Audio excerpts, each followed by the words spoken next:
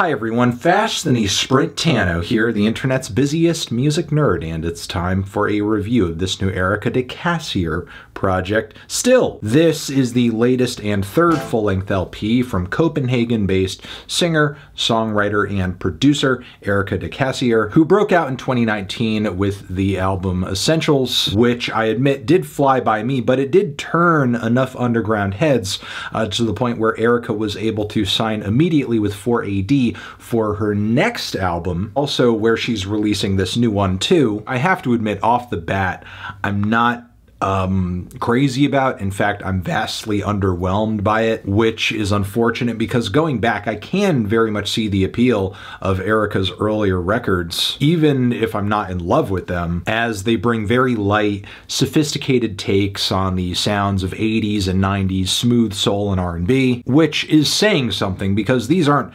exactly the most aggressive or in-your-face genres to begin with. So to take an even subtler approach with them, in addition to this, the production on her past two LPs usually plays out with very spacious and gentle instrumentation and electronics, occasionally going for something that's vaguely dancey or exotic. And for sure, there's something very quaint and entrancing about the subtlety, the musical subtleties of her past couple of records. But by comparison on Still here, I feel like things have become so stripped back that something is really getting lost in translation. Take the first full track on the record Home Alone, for example, which again brings this vaguely melodic smooth soul sound, a little Sade-esque, and I kind of feel like the super subdued vocals on this track display a fine line between the sweet and intimate vibes of Erika's earlier work and what we have here, which conversely just feels dispassionate, which makes lines such as this one, "Sexy, sexy on my back, swimming in my dreams like, yeah," kinda hit like you're reading the text reply of a disinterested Tinder match. From here, things still feel emotionally flatlined, even though we are very much getting a dance groove on the back end of the song Lucky, which very much reads like a UK dance pop throwback with some derivative 90s R&B vocal licks. And I just feel like there's a lot out there right now along these lines, especially with artists like Pink Pantheress getting popular in this very lane. Now, in Erika's defense, she's been dropping tracks like this as well for years, but still, that doesn't change the vibe and songwriting quality of this track from just merely being passable, no more, no less. As, again, there's not anything overtly fiery or even super catchy about this particular song. From here, though, I will say we have a few surprisingly gripping moments, starting with the song The Princess, which is a moody, spotlit, sparkling ballad where Erika finds herself caught between two options of various stripes,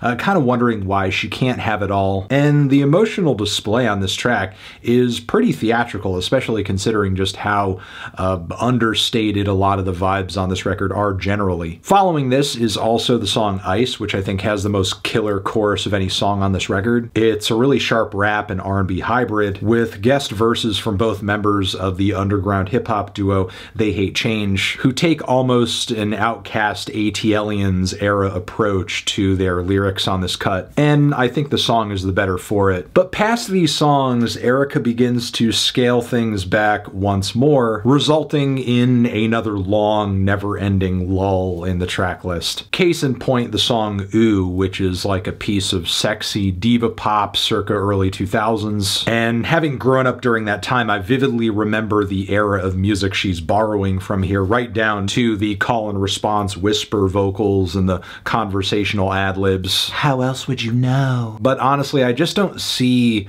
the point, the thrill, the excitement, the anything in recreating this exact vibe only to give us a version of it with less teeth. Hearing this same approach play out once more later on the record with a Shy Girl who adds kind of a double-sided narrative characteristic to the track still doesn't make it all that interesting. Because again, the fact that we're getting a very tried and true thing, but now with fewer colors, more open space, it's a reminder that sometimes less is less. The vibes get even more rancid on cuts like My Day Off, for example, where not only again are you getting vocals that are just missing some oomph, some fire, some passion, but in addition to that, the instrumental is now coming across as super rigid, just like, I don't know, a cheap MIDI rehash of something that is much better and well put together. Going deeper into the ending of the album, the Blood Orange crossover really could have used some more chemistry. And vocally, the closing track is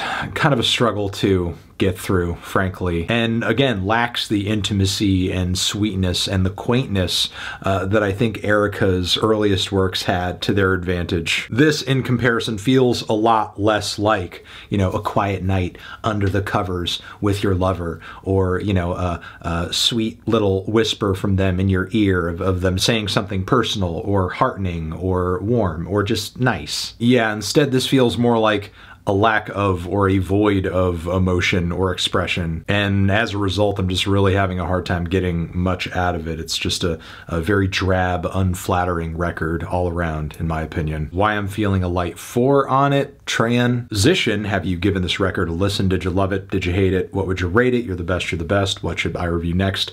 Hit the like if you like, please subscribe, and please don't cry. Hit the bell as well. Over here next to my head is another video you can check out. Hit that up or the link to subscribe to the channel. Anthony Fantano, still, forever.